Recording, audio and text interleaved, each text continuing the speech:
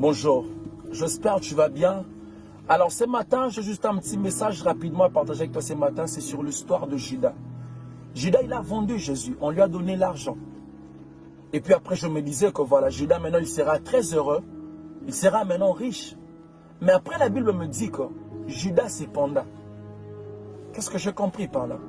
La Bible voulait aussi nous faire comprendre que tu ne gagnes rien du tout en faisant du mal à ton frère.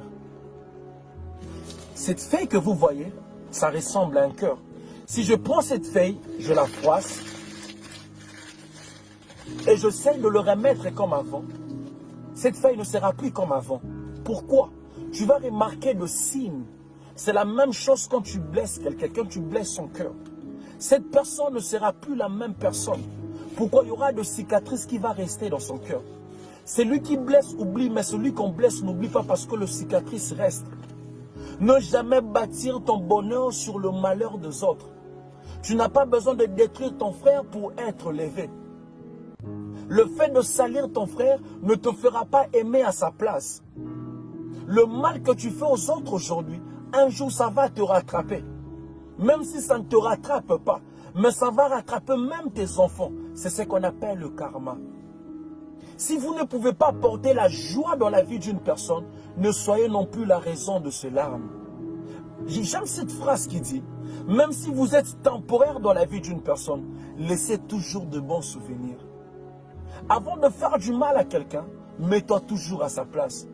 Pense à ses enfants, pense à sa famille. Si c'était toi, qu'est-ce que tu allais ressentir? Comment tu allais ressentir?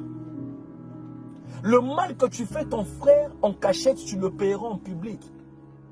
Tu ne gagnes rien du tout en faisant du mal à ton frère. Ne blesse jamais quelqu'un qui t'a aidé dans la vie. Quelqu'un qui était là pour toi quand personne d'autre était là. Sois toujours reconnaissant, peu importe. Personne n'est parfait. On a tous des défauts. Mais il faut toujours voir le bon côté des gens. Ne jamais se focaliser toujours dans le mauvais côté des gens, non. Ne blesse jamais quelqu'un qui t'aime de tout son cœur. De peur de regretter un jour de ne pas retrouver la même personne pour la deuxième fois. Ne blesse jamais un enfant de Dieu. C'est très dangereux d'être la cause de larmes d'un enfant de Dieu. Il y a des gens dans la vie qu'on ne touche pas, de peur que la malédiction soit sur toi.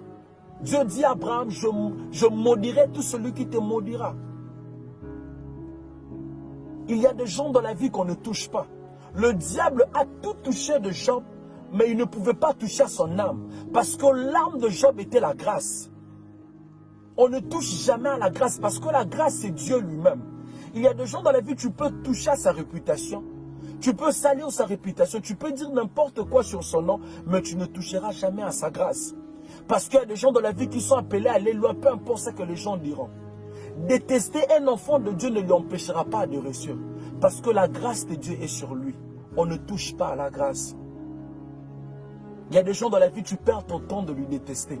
Parce que peu importe ta jalousie, cette personne réussira toujours. Parce que là, la grâce de Dieu sur lui. C'est juste ça le petit message que j'allais partager avec toi. Faire du mal à ton frère, tu ne gagneras rien du tout en faisant du mal à ton frère. Alors aimons-nous vivants. Ça ne sert à rien de nous faire du mal.